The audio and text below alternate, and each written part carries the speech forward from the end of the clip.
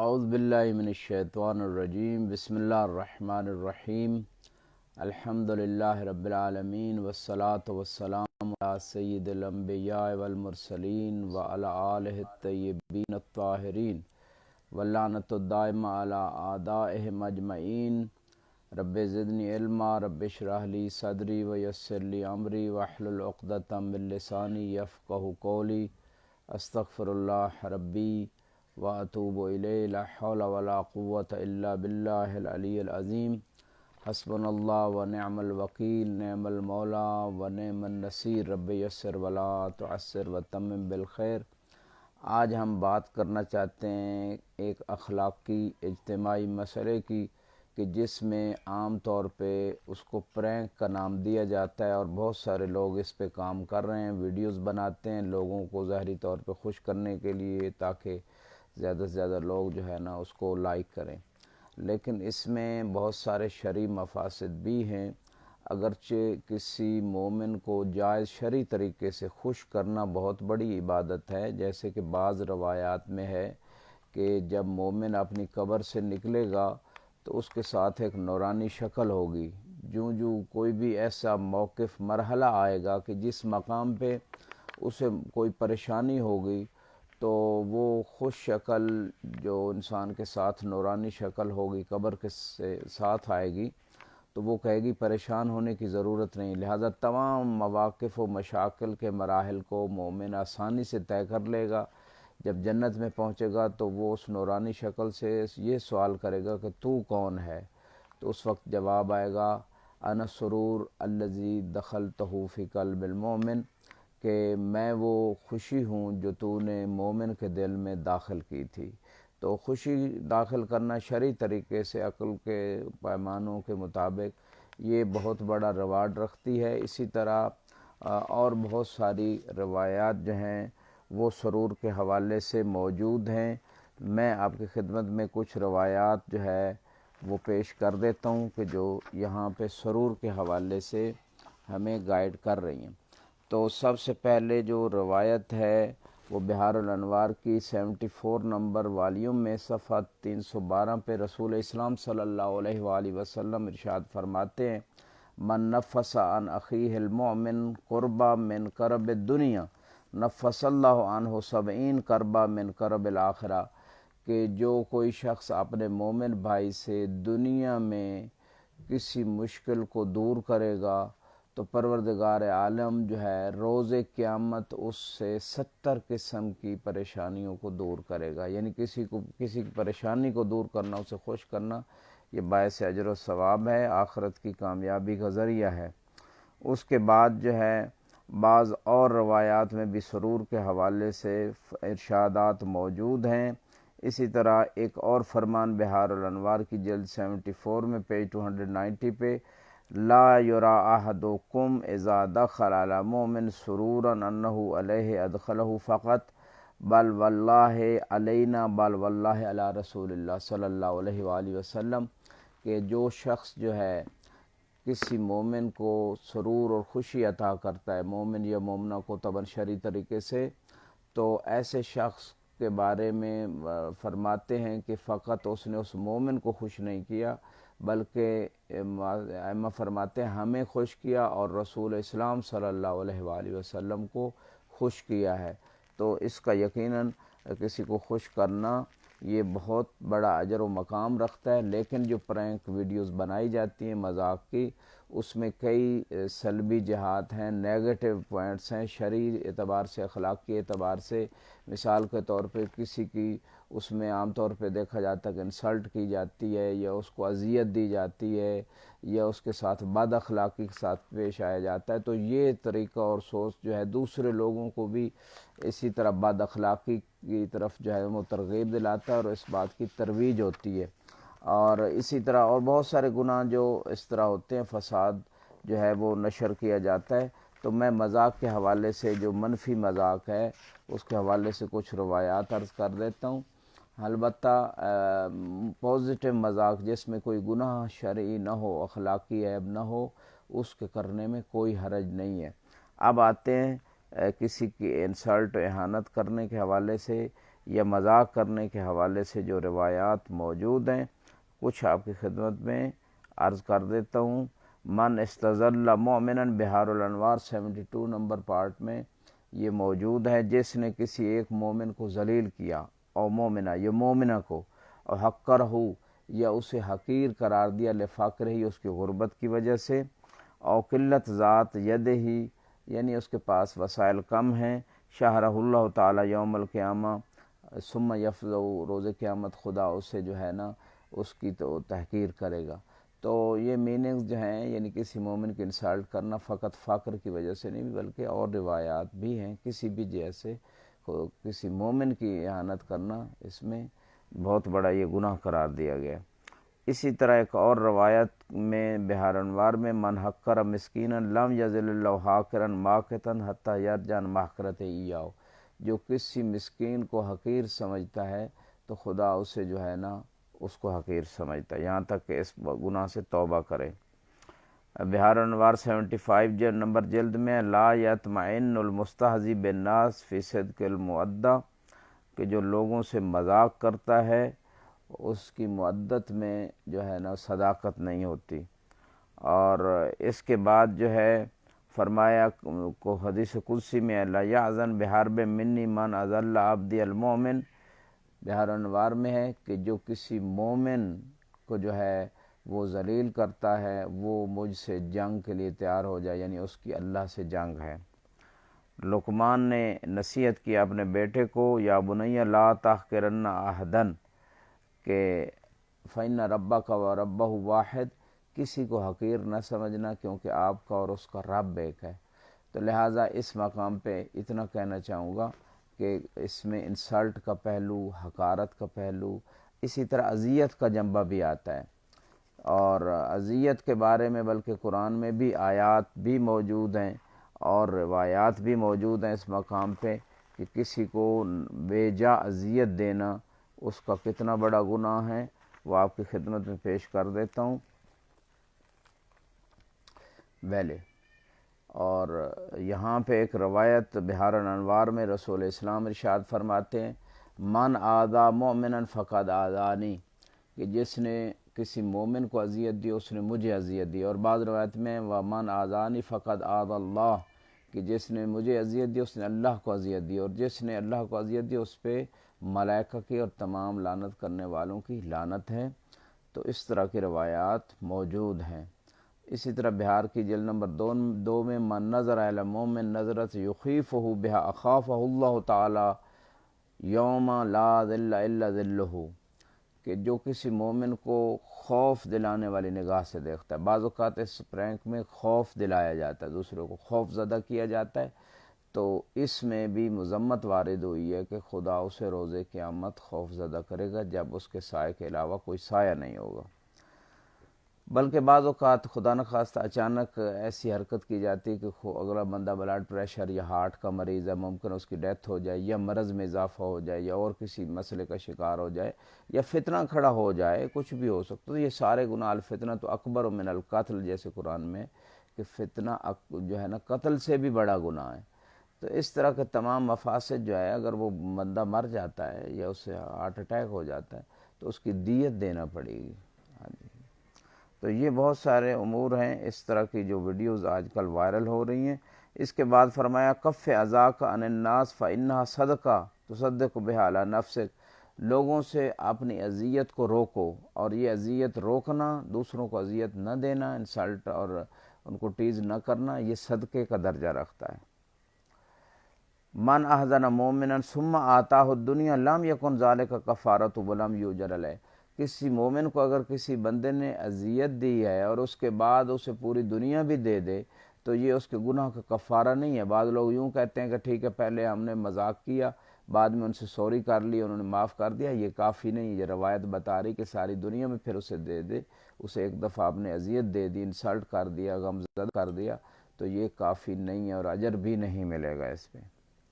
اور دوسری بات جو ہے من اہان علی ولین فقد ارصد لمحاربتی، بہار الانوار میں جس نے میرے کسی دوست بندے سے جو ہے نا اس کی انسلٹ کی تو گویا مجھ سے جنگ وہ شخص جو ہے نا وہ کر رہا ہے۔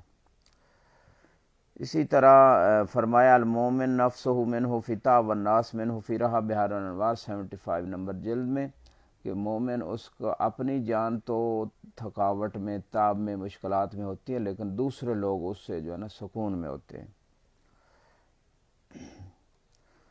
اور فرمایا من کفا یدہ عن الناس فانما یکف عنہم یدا واحدہ ویکفون عنہ ایادی کثیرہ۔ ایک اور روایت میں بھی ہے المسلم من سلم المسلمون من یدہ ولسانہ، کہ مسلمان وہ ہے کہ جس کے ہاتھ اور زبان سے دوسرے لوگ محفوظ ہیں۔ یہاں بھی یہی میننگز دیے جا رہے ہیں کہ ایک ہاتھ روکو گے تو کئی ہاتھ آپ سے رک جائیں گے۔ من عان علی مومن بشطر کلمہ لقی اللہ عز وجل و بین عینیہ مکتوب آیس من رحمت اللہ۔ آیس من رحمت اللہ، یہ بھی بہار میں روایت ہے کہ جو کسی مومن کے خلاف ایک لفظ کا کچھ حصہ بھی بولتا ہے اور اس میں سپورٹ کرتا ہے، تو طبعاً غیر شرعی طریقے سے، جیسے یہاں مذاق میں کیا جاتا ہے، تو اس شخص روز قیامت وہ لکھا ہوگا اس کی دونوں آنکھوں کے درمیان کہ خدا کی رحمت سے مایوس ہے، خدا ہمیں ان تمام برائیوں سے محفوظ فرمائے۔ اور مذاق میں اگر قرینہ نہ ہو، کوئی ایسی علامت اشارہ نہ ہو کہ یہ مذاق ہو رہا ہے، تو وہ جھوٹ کے زمرے میں بھی آتا ہے، اور جھوٹے پہ اللہ نے قرآن میں بھی لعنت کی، الا لعنت اللہ علی الکاذبین، کے جھوٹوں کے اوپر اللہ کی لعنت ہے۔ اور اس کا بہت آسان طریقہ جو ہے وہ یہ ہے اس مقام پہ کہ اگر کسی شخص نے مذاق اور مذاق میں انسلٹ کا پہلو ہوتا ہے، مزاح میں جو ہے وہ عام طور پہ انسلٹ، اذیت، یہ چیزیں نہیں ہوتی، بد اخلاقی کے پہلو، لہٰذا مزاح کریں مثبت پازیٹیو، جس میں اگلے بندے کو پتہ بھی چل رہا ہو، جھوٹ بھی نہ ہو کہ یہ جھوٹ بول رہا ہے یا مزاح کر رہا ہے، اور مزاح ایسا ہو جو شرعی حدود کے اندر ہو۔ اس طریقے سے اگر کسی کو خوش کرنا ہے تو کیا جائے۔ بعض علماء کے ایسے مزاح ذکر ہوئے ہیں، اور بعض حتیٰ رسول اسلام اور مولا علی آپس میں جیسے مشہور واقعہ، کھجوریں کھا رہے تھے تو رسول اسلام جو ہے نا وہ اپنی گٹھلیاں مولا علی کے سامنے رکھ رہے تھے، تو کھجوریں کھانے کے بعد آپ نے فرمایا کہ کس نے زیادہ کھجوریں کھائیں، چونکہ مولا علی کے سامنے گٹھلیاں زیادہ پڑی تھی، تو آپ نے پھر قرینہ موجود تھا، دیکھ رہے تھے ساری چیزیں، تو آپ مولا علی نے فرمایا گٹھلیوں سمیت کون کھجوریں کھا گیا۔ تو یہ مزاح بھی تھا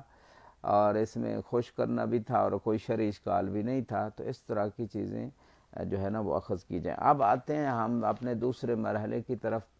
فقہی مسائل میں، کہ روزے کی صحت کے مقابلے میں فساد اور بطلان ہے، کہ روزے کی صحت کے لیے کون سی چیزیں مسٹ ہیں۔ عاقل ہونا، بالغ ہونا، تب اس کا روزہ صحیح ہوگا۔ ہاں بچوں کے حوالے سے جو قریب ہم لوگ کے روزہ رکھنے کی تمرین اچھی بات ہے، ان کو بھی اجر و ثواب والدین کو بھی ملے گا، لیکن یہاں بات ہو رہی ہے مکلفین کی، لہٰذا روزے کی صحت میں عقل، بلوغ، ایمان شرط ہے، مجنون نہ ہو، مسافر نہ ہو۔ ہاں مسافت اس مقدار میں جو آنے جانے کا کم از کم 44 کلومیٹر یا اس سے زیادہ کا فاصلہ ہو،